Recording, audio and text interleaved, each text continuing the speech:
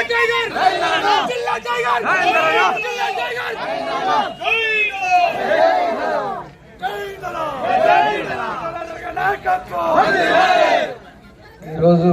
దేశవ్యాప్తంగా ప్రతి గ్రామంలో ప్రతి పట్టణంలో శ్రీకృష్ణుని జన్మదినాన్ని పురస్కరించుకొని ఇవాళ వారి వేడుకలు జరుపుకొని వల్బాపూర్ లాంటి గ్రామంలో ఉట్టి కార్యక్రమాన్ని పెట్టుకున్న సందర్భంగా దీంతో పాల్గొని ప్రైజులు పొందినటువంటి వాళ్ళందరికీ శుభాకాంక్షలు తెలియజేస్తా ఉన్నాం.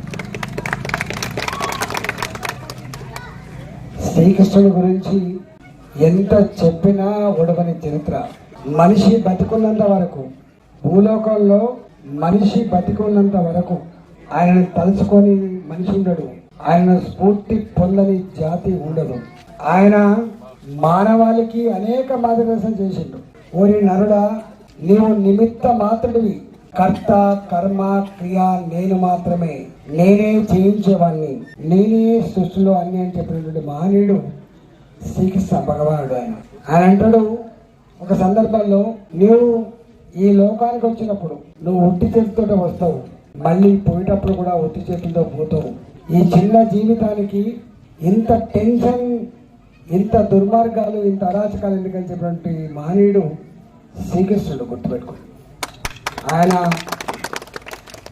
ఆయన చరిత్ర అంతా కూడా ధర్మాన్ని కాపాడే క్రమంలో దేన్నైనా ఎదిరించక తప్పదని చెప్పి అర్జునుడికి హితబోధ చేసి ధర్మయుద్ధంలో నెగ్గినటువంటి మహనీయుడు అర్జునుడు అయితే చేయించిన మహనీయుడు శ్రీకృష్ణుడు మాత్రమే.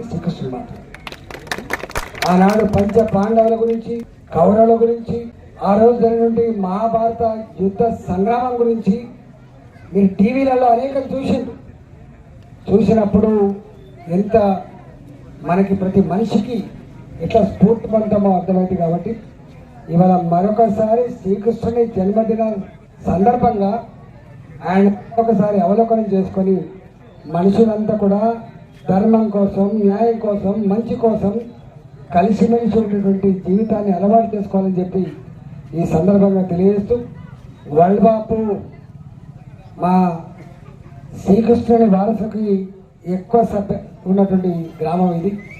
మా యాదవ సోదరుల గ్రామం కాబట్టి నాకు తెలిసి ఈ గ్రామం వేడెంతో వాడెంతో దీని కమిట్మెంట్ ఏందో నాకు తెలుసు. కాబట్టి ఇవాళ మళ్ళీ అదే పద్ధతిలో ఈ ఉత్సవంలో పాల్గొన్న మా ఆడబిడ్డలకు, మా యువకులకు, మా ప్రజలందరికీ కూడా ధన్యవాదాలు తెలియజేస్తూ మీ అందరికీ శుభాకాంక్షలు తెలియజేస్తూ భారత్ మాతాకి